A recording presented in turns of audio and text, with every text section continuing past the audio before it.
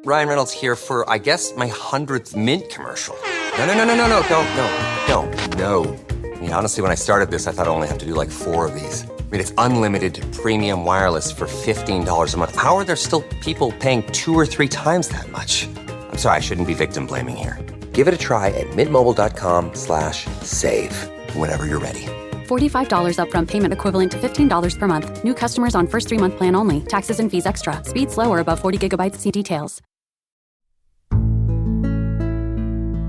Hello and welcome to Audiobook Connection, behind the scenes with the creative teams. I'm Becky Parker-Geist and I'm your host. Audiobook Connection is your place to learn about the audiobook creative process and for authors to learn valuable tips on producing and marketing your audiobooks. This podcast is sponsored by Pro Audio Voices, helping great stories come alive through audiobook production and marketing. Hello, and thanks for joining me. Today we're going to talk about pronunciations, how to determine what are the correct pronunciations for any particular audiobook project, as well as where to find that information. Let's jump in. So when we're getting started on a project, I'm going to speak, first of all, from both the author perspective as well as the narrator perspective in this episode. And so let's start off with from the author's perspective. It might be obvious why it would matter to you if the pronunciations in your book, of the words in your book, are accurate or maybe not. And there's going to be some variation of importance or levels of importance depending on whether the words are real words, made-up words, real names, made-up names, or just preferences. So let's get into the weeds a little bit with that first set of categories. Obviously, I think when a word is a real word, in other words, it's a word that we could probably find in the dictionary that other people are using out there in the world, then it will provide more clarity and certainly make you as an author or you as narrator sound much more professional if you pronounce those words correctly. And there can be some tricky stumbling blocks in here that might surprise you. So what I have found over the years is that in spite of the context in which we grew up, in other words, we might have grown up where the household or the places in which we were spending most of our time, where there was either a lot of education, which would lean us a little bit more towards correct pronunciations, although not always, that there are some potential challenges depending on how we were or the environments in which we were raised and became familiar. And then there are also regionalisms that can affect a particular pronunciation of a word. And let me just stop there and give some examples. An example for that first topic or level in terms of the context in which we were raised and the way that people in our world pronounced things. One example is the word theater.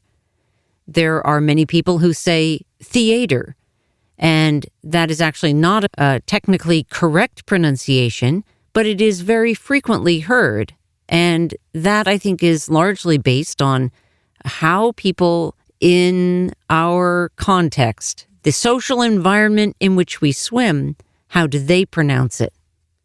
Most especially as we were growing up and developing our lexicon. An example of a regionalism would be a word like route or route, R-O-U-T-E. So depending on where you grew up and also the context, but what region you grew up in, you might automatically say that as route or as route. Now, why would that matter? Let's go just a little further into the weeds and talk about that. First of all, if you're the author and you grew up in one particular region Some people move around a lot and may have been in many regions, and that would affect their context, their pronunciations. If you have grown up in one region, you probably have your way of saying that word. Now, when you use it in your writing, you're naturally going to think it should be pronounced the way you hear it in your head and the way that you say it. That might be true, but it might not. And if your text, your story, let's assume that it's fiction, if it's a fictional story, you need to ask where that story takes place. If it's in a particular region, then that region should dictate the choice of that word. It doesn't have to. It's not critical in the narrative. But in the dialogue, it would make more of a difference. And people from that region may mentally stumble if they hear it pronounced the other way when they know that it's typically said the way that they say it in their region. If, however, it is a fictional place, that may not play a role. However, an example here would be Fight or Flight by Joe Durrett. Fight or Flight, a South Side story. It takes place in a fictional town, but in the New England region. And so it would make sense then to be pronouncing those regional pronunciations according to that region. If, however, the fiction is created with a narrative voice that is from some other place, then that might change that. It also might not matter if you're not talking about the dialogue aspect. So there are a lot of little subtle things that you can consider when determining which regional pronunciations matter to you. As a narrator, we also will each have our own sort of typical way of pronouncing that, words like route or route, and we'll just automatically do that, often without even thinking about checking with the author to find out if it matters to them. Now, let me say this about that checking in with the author. First of all, the process with pronunciations, all of that as much as possible, should be handled in the pre-production phase of your project. This should not be an after-the-fact pronunciation request during client review of the recording that has already been made, because then you're creating a situation that is causing everyone to do a lot more work and also to likely negatively impact the overall quality of your audiobook. So it's really important to make sure that your pronunciations are figured out at the front end during pre-production. And this may involve more than one conversation with your narrator. You may want to employ tools to help you in this process. I do highly recommend Positron as a great tool for doing this kind of pre-production work. Since I have mentioned tools, I'm going to mention just a few more here that are good online resources, and you'll find that Positron also uses these tools to look up online pronunciations and to hear pronunciations. Some of these will give you pronunciations, for example, in Standard American English or British English or Australian English. These can also be factors, but some of these tools are Merriam-Webster, Forvo, that's F as in Frank, ORVO. One Look is a website where it will actually give you links to a list of other sources, so that can sometimes be helpful. It can be really smart to double check from multiple sources on a questionable word pronunciation. The reason is sometimes they will vary, and if you find a legitimate source that is saying it's pronounced one way, and maybe there's some difference of opinion between the author and the narrator as to how a word is pronounced, then this will give you some source material, some reference point. And I'll go into that potential conflict a little bit more later on. And then another source is on YouTube. You can use Youglish. That's Youglish. This pulls different clips from like movies and stuff where it will put the word pronounced in context. And Youglish is all about helping people learn how to pronounce a language more accurately. And one note on that word accurately. Accuracy is an interesting thing when it comes to language and pronunciation, because especially now in this world where we are so global, where there is so much travel, where people move frequently from one part of the world to another, from one country to another, our language, the way that we pronounce things, is affected by all of that. And so the idea that there is a single defined regional way of pronouncing things, and I'm going back to my example of route and route, just as an example, that while there are words like that, there are also dialects that are very much diluted and modified. And so the assumption that any character or any narrator needs to have some kind of pure dialect, I question.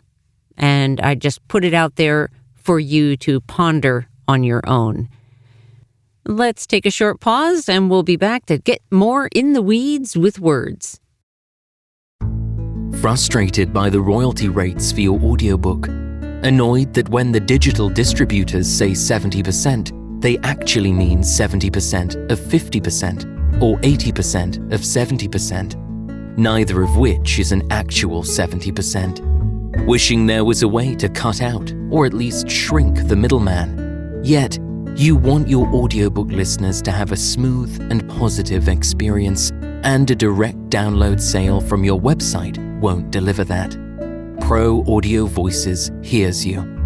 Out of our commitment to our author clients, we've created Amplify, a program that provides an actual 65% royalties of the price you set, that gives you access to your customers' names and emails so you can reconnect with them, and keeps you in the driver's seat.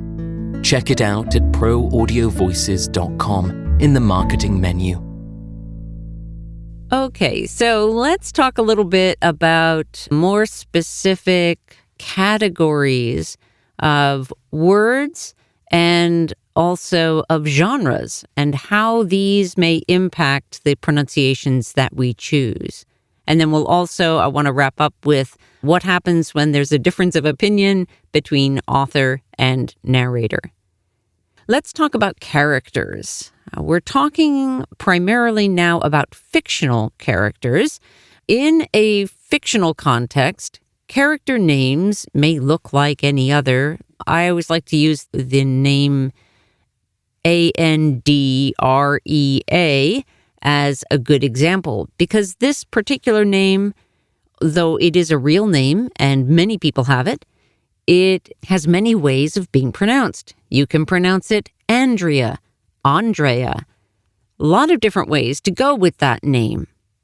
As a narrator, it is likely that you may just overlook that and pronounce it the way that you maybe have a friend with that name, and you just naturally pronounce it that way. It's always a good idea, if you can think of, and I'm speaking mostly to narrators right now, if you can think of a different way to pronounce the same name, like Stephen and Stefan, or Stefan, then you probably should check with the author before you get started. If you have a name that seems really obvious, like Robert, then you're probably just going to go with that. If you're an author and you have used a really common name like that, but you want it pronounced like Robert, then you definitely need to let your narrator know that, because there is a degree of assumption that is helpful in the process, not to belabor the whole pre-production process. We want to be clear.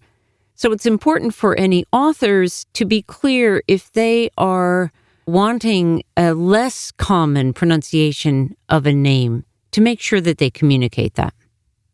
And when you communicate it, it's best to do it with a recording, because I have found that many times the way one person will try to phonetically write a word can be easily misinterpreted by the way another person reads that phonetic description.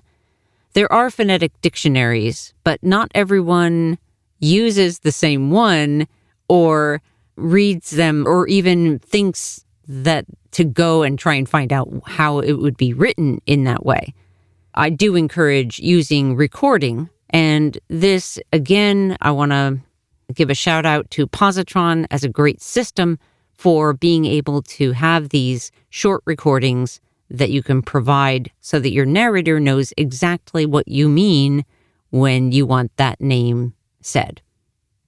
Now, there are character names, and then there, of course, if there are fictional places, those also, a narrator is going to tend to make their best guess, and if it looks like it's pretty clear, they're typically going to go with that, unless you as an author make sure to clarify.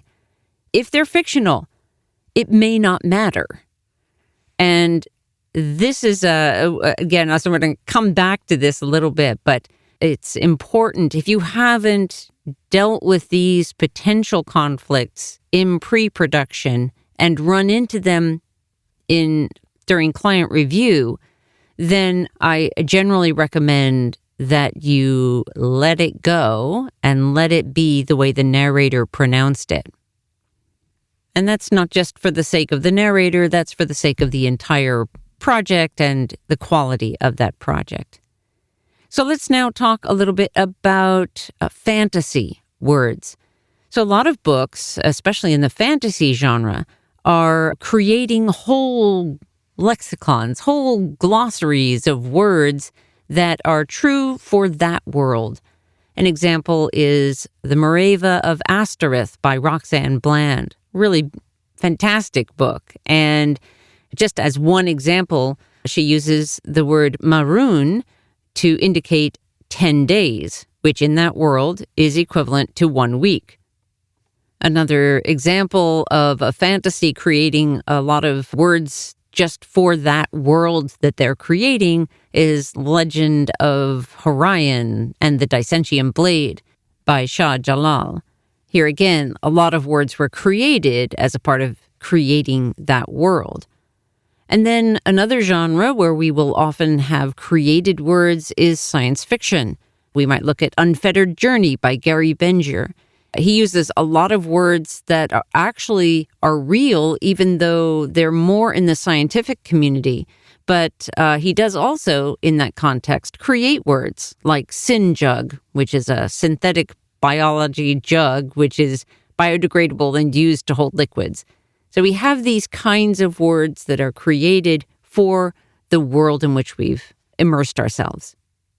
Again, as a narrator, especially if you're working in fantasy or science fiction, it's really important to check in with the author and find out how they would like those words to be pronounced.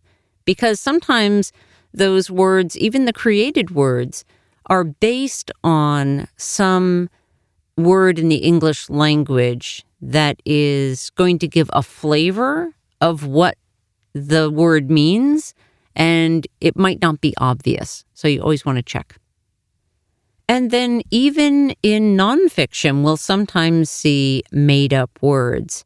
These are more often words where they're like prefixes or suffixes that are put together to create an idea of something, and yet it's not actually a word used in the English language. And so you wouldn't be able to find it in one of those sources, one of those dictionary sources or YouTube or something. An example of that might be something along the lines of gero-entrepreneur, someone who is an entrepreneur working in the realm of working with older human beings. Another genre that will help to dictate whether a word or a name can be pronounced one way or another is memoir. And this is also true in other nonfiction. But I want to speak specifically to memoir because it has, although I guess both nonfiction where there are real people named and also in memoirs, we'll have similar issues. So I guess I'll cover both of those at the same time, but there are three main areas to talk about. Let's start off with names that the author knows the people and knows how to pronounce their names. These are the simplest ones to handle. They may be people that have some fame or renown, or they may be personal friends, the next door neighbor in the memoir. And they may pronounce their name very differently from what you would typically expect. So if you just rely on research that is not going directly to the author for people like those next door neighbor people, then you might end up getting it wrong. So it's really important for the narrator and the author to communicate, to get this information so that the pronunciation is accurate. The other categories fall under one, but then with categories. So this would be the names of people that the author does not personally know. And the two categories within that are people who are well known, and the other is for people that may not have anything on the internet that is related to them that will actually provide you with a pronunciation. These would be typically in a book because someone has maybe communicated with them by letter, but never actually heard them speak their own name or heard anyone speak their name who knows them. In other words, the author doesn't know how to pronounce those names, and yet we have to make some kind of best guess as to how to pronounce them. So with the first of those, people who have some renown, who may have, let's say, for example, a YouTube interview, and then you'll get to hear the interviewer say their name. Well, it is something you can rely on, I believe, that if someone is being interviewed, that they will have made sure that the host who is interviewing them will know the correct pronunciation of their name. They're not going to just have their name mispronounced and then let it go, right? That is a kind of resource if you can find that. And sometimes it will take a little wading through to be able to find that name. Some people are so well known that the pronunciation of their name is readily available when you go to research that. So let's wrap up with what do we know, what do we think we know, and what do we do when we find ourselves in conflict over a pronunciation? So I have found over the years narrating that when I have taken the time to consider the fact that even though I've always said a particular word a particular way, that there's a possibility I might be mispronouncing it and maybe have my entire life. That happens a lot. A lot of us will mispronounce a word for most of our lives. And many people just are who maybe hear it as a mispronunciation aren't going to stop the person and correct them because that will feel rude, right? This can happen a lot. So what I want to highlight in this piece is when we are 100% confident that we know how to pronounce a word, I'm going to suggest that if, let's say, an author is having that feeling and a narrator typically pronounces the word in a different way, that if both parties can keep an open mind as to what might be accurate and then do the research and try and find out. Many words have more than one way to officially pronounce them. And in that case, if you're in pre-production, then let the author decide, unless there's some valid reason to not do it that way, such as a regional dialect for dialogue specifically. If you are in the client review section at the time of the production process, and you find that you are in conflict about a word, and then you find out that actually there's more than one way to pronounce that word, then I would strongly recommend that you let it stay the way the narrator read it. The reason for this is that every time you have to do a pickup and add in, cut something in that you are recording later, you increase the chance of your audiobook having more of a choppy quality. It's really difficult to get it to sound exactly like you were narrating it the last time you were in that session. So that's why I recommend that. If, when it comes to names, if the author knows how to pronounce the name, then you should share that. However, I have often heard authors say how to pronounce a name where they're just guessing. They think it would be pronounced this way, and so they say, well, it's pronounced this way, but actually they don't know. And so I encourage authors to not do that. If you don't know, that's perfectly fine. Just say, I'm not actually sure how to pronounce that. And then that research can happen to make sure it gets done correctly. Because I'll tell you one thing that can happen, even if the author and narrator agree on what they think it would be, it's entirely possible that your audio engineer in post-production will know that it's not right. Maybe they know the person, or maybe they have heard that name pronounced many times in media that they attend to.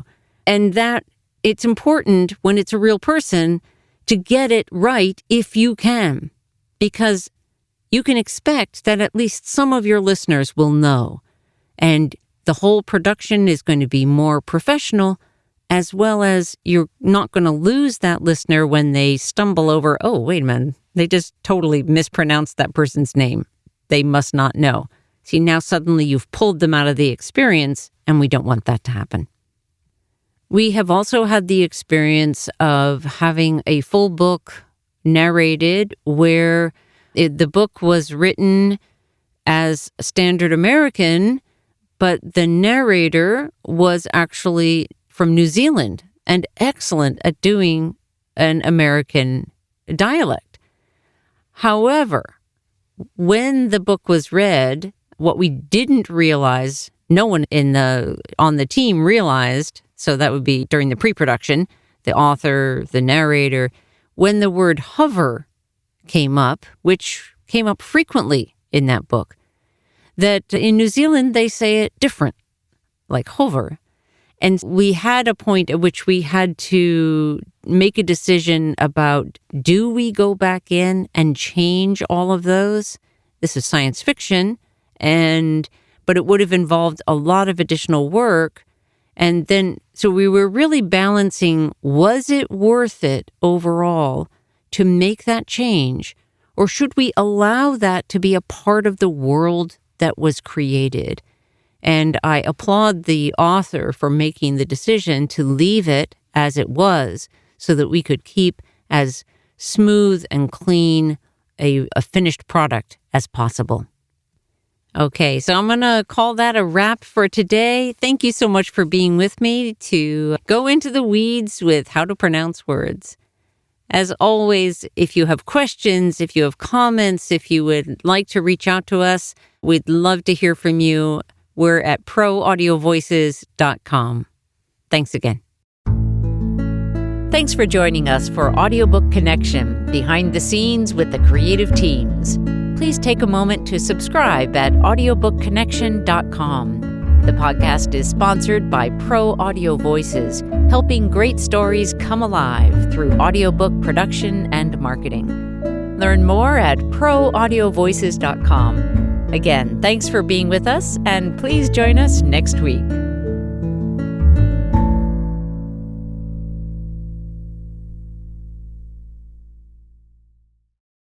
This podcast is a part of the C-Suite Radio Network. For more top business podcasts, visit c-suiteradio.com.